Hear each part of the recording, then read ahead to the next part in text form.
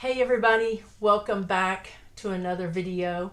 I'm Lynn, psychic medium, and I'm coming to you to give you some more information on psychics, mediumship, all the interesting topics that we all want to know a little bit more about. So I thought I'd bring you another video. It's going to be a bit of a short one today, I hope.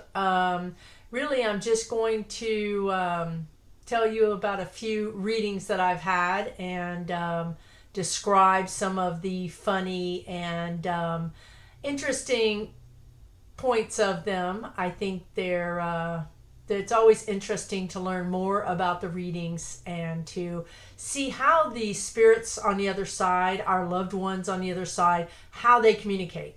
I've often said that they keep their personality on the other side. Very true. If your grandfather or grandmother or mother or father or whoever was a very quiet person, they're going to be pretty quiet coming through. What that means is that if your name is Joe and you come to me for a reading and you say, I just want to see who wants to talk to me today. I'm willing to talk to whoever on the other side of my family that's crossed over and wants to bring me a message. So I will tune into your energy, specifically the energy of the people around you. So I'm going to bypass the psychic side of the energy that's coming in, right? I'm not going to be focused on whether you're going to buy a new car, whether you're going to get the promotion. Instead, I'm going to focus on a different wavelength of energy, and that is the wavelength that your loved ones will come in on. So as I open up that particular wavelength to see who's around to speak to Joe, various people will come in. Sometimes there's a lot of people. Sometimes it's just one or two. But always you can tell which one of the family members was the more assertive, boisterous one, and which one was the shy, reserved one. The shy and reserved ones will not come through first. 99.9% of the time, they don't come through first. It's the one that is like, hey, I'm here. How are you doing, Joe? Remember when I took you on your first fishing trip? This is your grandfather. So that's going to be the person who comes in. It could also be the kind of energy that is, hey, Joe, so glad that you got into that college and you're doing really well. So that's a more of an assertive, paternal energy that's not so happy, but it's also very assertive. So it's going to step forward and be the energy that presents itself first. The energies that hang back, and when I say energies, I mean your loved ones, they are the ones that are quieter, the ones that didn't speak out at the family reunion, didn't have a big voice at Thanksgiving. Maybe they were quieter. A funny thing is, many times women will not come through if they're there with their husband, meaning if they've crossed over and they're on the other side with their husband. And they're maybe an older generation where women were taught to take a back seat. So that in that case, when I'm trying to get to those particular loved ones that are either A, shy, reserved, or B, a woman that doesn't feel it's her place to come and step forward and talk first when her husband wants to, I have to basically negotiate with your loved ones on the other side and bring in the more forthcoming one and let them say their piece and then bring in mom. It takes a little bit of work on my behalf to convince her or him. Sometimes it's men that are more reserved. I have to kind of warm up to them slowly. They have to get to know me. They have to feel trustworthy too. This is an important point. When they're on the other side, and they can send a message to you in this reality. That message bears a lot of weight. That message means a lot, right? You're getting a message from heaven or from the other side. And so sometimes they're a little reluctant to say much because they understand that whatever they say, if it's not put in just the right words, if it's not taken the right way, it could actually cause problems in your life, in our life here on earth. So they're a little reticent sometimes, especially around family. So let's say Joe is talking to his mother, and his mother is, saying, how much she loves him, and that she really likes the new car he got, and that it's, not as practical, but, as the truck, but it's really nice, and she hopes he enjoys it. So there's a validation. She knows about his new his new car. She knows he got rid of his truck. But then, Joe says, look, I got to ask you about my brother. I'm having problems with him. We don't get along. I'm kind of concerned. Well, Mom might say, boy, I don't really want to get into that because I just don't want to get involved. I think you're doing the right thing. Everything's going to be fine. So she may be very non-committal about family issues. Conversely, I've seen it all. Conversely, she might say, you know what? I need you to talk to your brother. Your brother's making some bad decisions. Please talk to him. Be there for him. Reach out to him. Don't let him do this alone. So they may get involved. They may not. It kind of depends on their personality. In life, were they the kind of parent that would get involved in their kids' lives? If not, don't expect them to now, because they're probably not. If they were, they may get over involved, and they may give you all kind of advice that you don't necessarily want to do because you don't want to get involved in that particular family dynamic, right? So it's really interesting.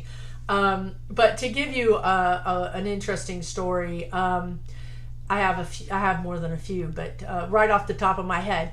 One of the first times that I started experiencing this mediumship ability was very late in my life. I mean, I could always see ghosts and all that, but as I told you before, I blocked it because I didn't want to know about this. I didn't want to talk to ghosts. I didn't want to be involved in this. So I blocked it. Just put up the big block. But my guides had a different plan for me, and they decided that I was supposed to be doing this, and it was the right time in my life, and they were going to help me do it. And how they did that was they gave me what I call psychic diarrhea. That means that I would meet people and tell them things that they didn't know that anybody knew.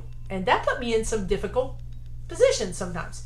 It wasn't ever anything like, by the way, your wife is having an affair on you. It wasn't anything like that. But it was something like, oh, you're going into the Navy.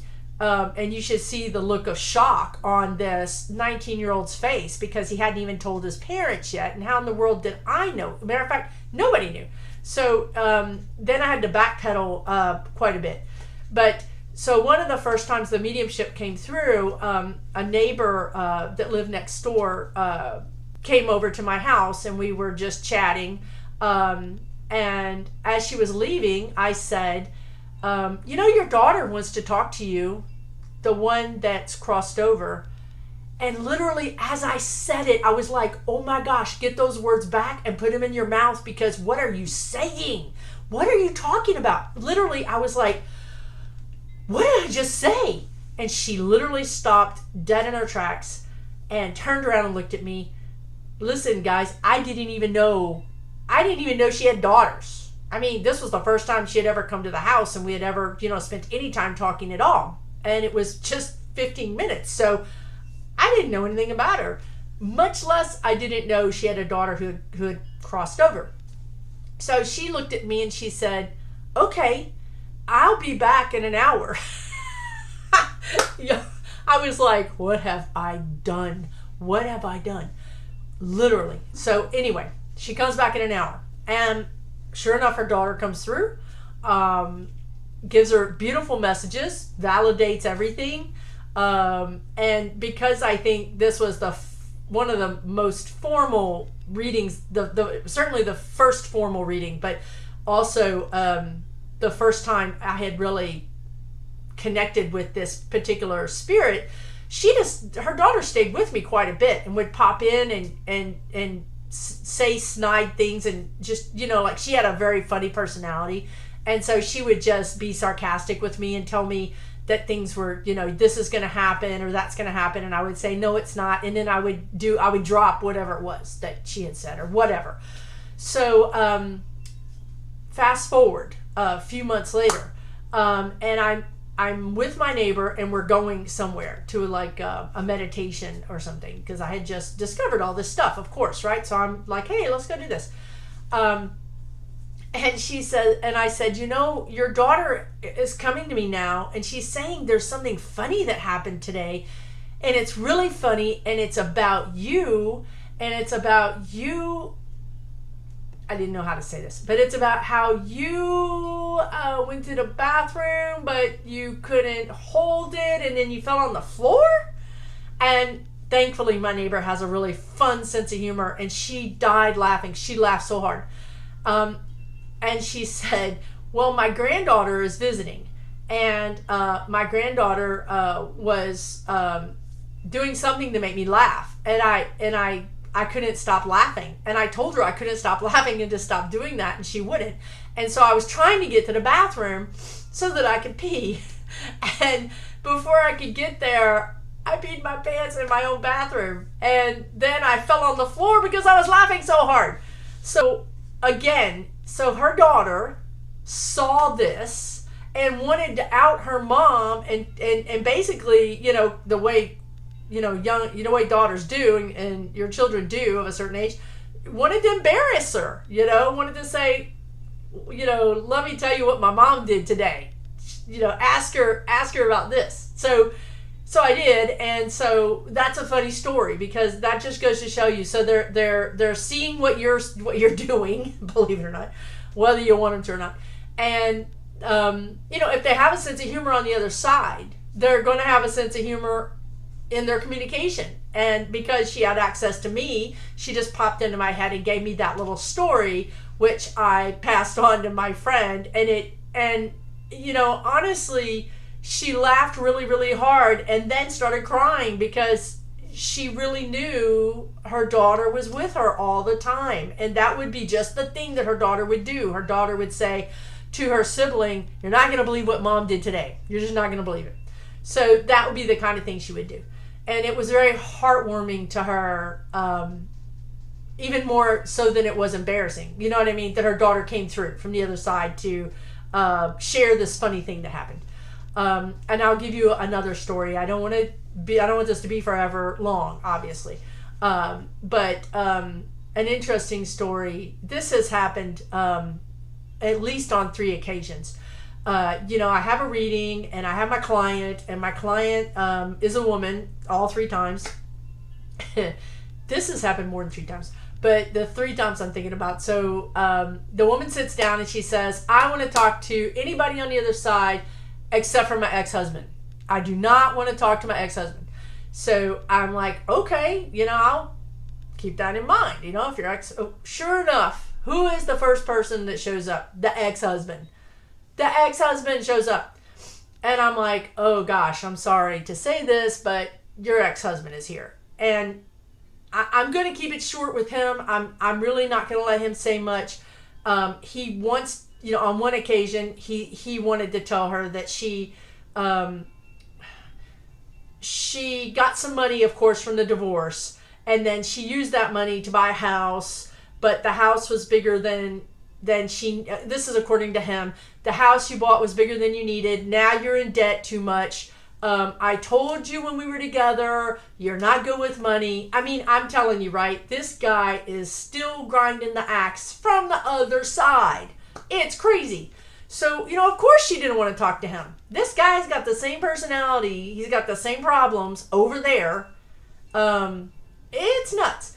Another thing that happened, very similar but reverse, is a young lady came to get a reading. She was in her mid-20s, and her father had passed. And her father did come through. But before her father could come through,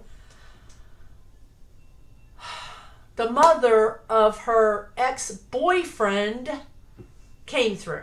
She was with this young man or guy for a pretty long time. I think 5 or 6 years. So, long enough that, the mother's starting to think that they're going to get married, or that they should be thinking about getting married, right? And instead, she broke up with him and moved on and ended up marrying somebody else. But in that time that she got married to someone else, the mother-in-law, the almost mother-in-law, crossed over. So here she is, pushy, going to the front of the line in front of this woman's father, in front of everybody, walks to the front of the line, stands in front of me and says, I'm going to tell you something. My son was too good for this woman. She should have married my son. My son was the right woman. My son was the right man for her, and she just wasn't woman enough for him, and she made a mistake, and she ruined his life. And I'm just sitting here like, my God, what is wrong with this woman? Who cares? Your son is the ex-boyfriend 5 years ago. This woman is remarried. What are you even doing here? And so I talked to my client and I said, look, I'm just going to pass along a little bit of this message because frankly, it's not helpful. It's not relevant. But I just want to let you know that the gentleman that you were dating for many years, his mother is here and she has some opinions about, that, you should have stayed with her son. And of course, this young lady rolls her eyes and says, I never liked that woman.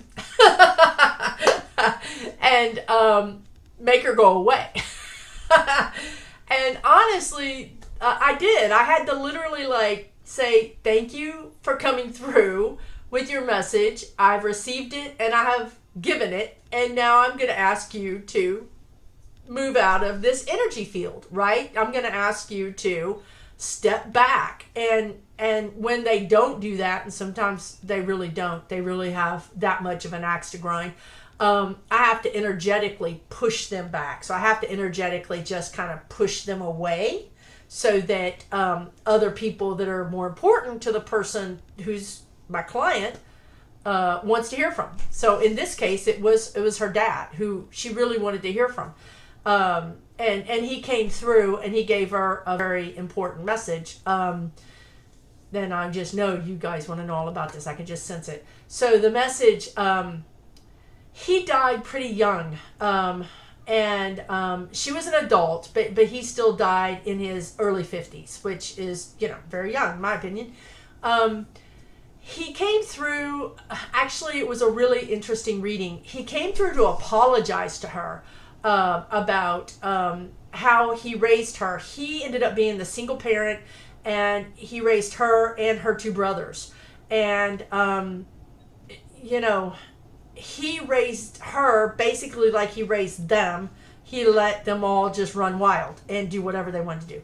And then when they got to a certain age, as she got closer to, puberty, he changed his opinion, and he changed the way he parented her, basically. And he put a lot of rules on her all of a sudden. And then he also expected so much more from her academically than he did his sons. And this left a lot of resentment for her. I mean, first of all, she doesn't have a mother, and she's missing that part of her life, and she's missing connecting with someone who's also a female in her life. And then, her father changes up everything on her, and then puts a kind of what she feels is additional requirements just because she's a girl. So she had some resentment about him, and it was funny. She wanted to, it often happens, you really love your parents, right? Regardless of what you think, how they parented you, you still love them and you still miss them. So she loved him and she missed him, but once he was there talking to us, she had some kind of anger and resentment about things. And what was really cool was he came through really strongly, and he tried to talk to her about that. He tried to explain why he did the things he did. And when he did explain it, she basically just cut him off and said, no, I don't want to hear it. I don't want to hear it. That's not good enough. She wanted an apology, and he wasn't really very forthcoming in giving an apology. And so every time he would explain away what his actions were and not apologize for his actions, she would just cut him off and say, okay, I want to go talk to my grandma. Well, every time we did that, I would say, okay, thank you, Dad, for coming through. I'm going to go bring Grandma in. I'd bring Grandma in, and then Dad would come back. It would be 5 minutes later, talking to Grandma, Dad would butt in, literally butt in, and say, okay, look, I don't think you understand because you're not a parent, and all these things, right? And it took 3 or 4 times for him to come butting back in, for him to get the message that she didn't want to hear it. And she wanted him to understand her side of it and to apologize. And luckily, at the very end of the reading, our allotted time, he came through and really apologized. Very heartfelt apology. And I can feel their energy. I can feel if they're angry or they're sad or they're happy or they're apologetic. I can feel that. They make me feel that because I'm connected to their energy. And I told her, I said, this is heartfelt. He's really sorry. He doesn't want you to be upset with him. This is important to him. He doesn't know when he's ever going to get a chance to talk to you again. And he wants to make amends.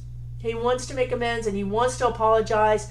And I feel that it's earnest. I feel it's real.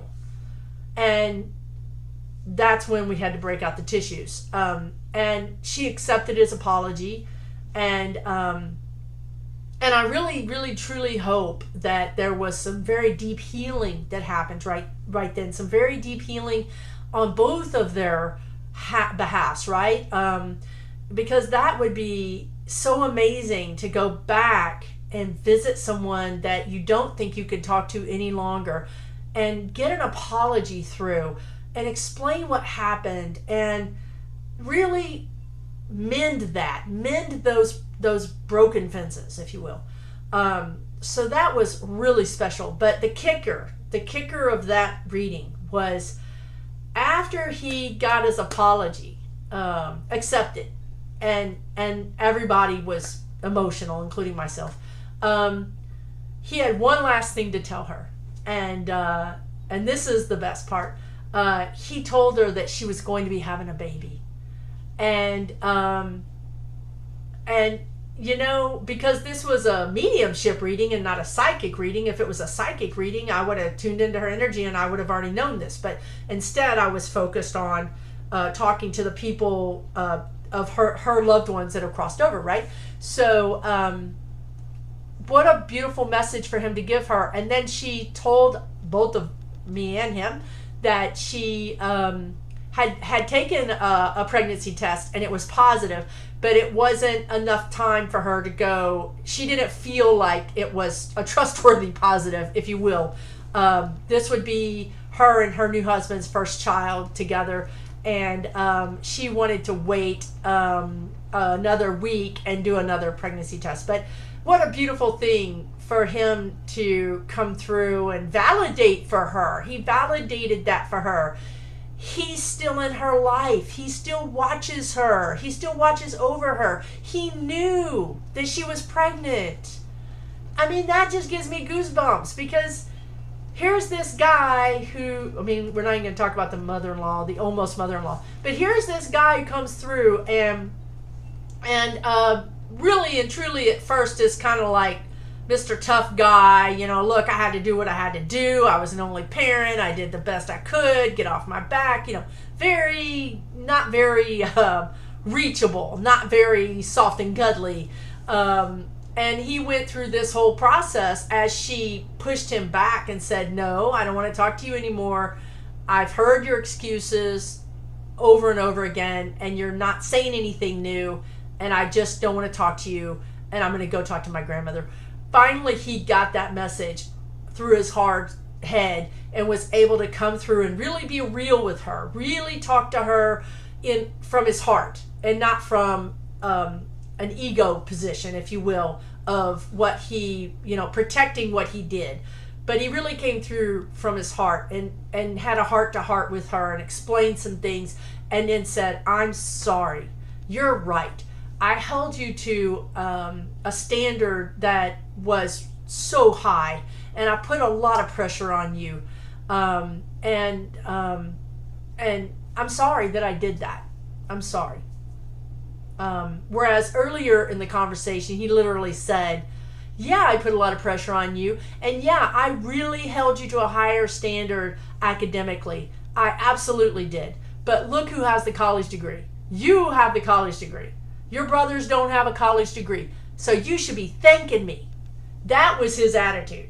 That was his attitude. And it just made her angrier. It made her madder. So, but through this dialogue, and through her strong, her ability to say no, I've heard it, I don't want to hear anymore.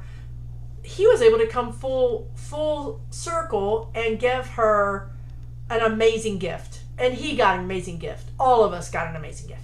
Anyway, it was a beautiful reading, and I'm glad that that both of them, I think, found some healing through that. So I'm not going to go on and on and on and on. As I've said before, none of us have time to sit around and watch videos on YouTube. But I really appreciate you being with me today. I'm grateful. And if you enjoy the videos, please hit the like button. If you want to hear about more videos as they come online, hit the subscribe button with the little bell, and then you'll actually get a notification that Susan has a new video and you can go check it out. Please leave comments below. I want to hear from you. I want to know what you think about the video. I want to know what your questions are, because you never know, I might get to answer your questions in the next video. It's been a pleasure talking with you guys today. You guys all take care, and hopefully we'll see each other again soon.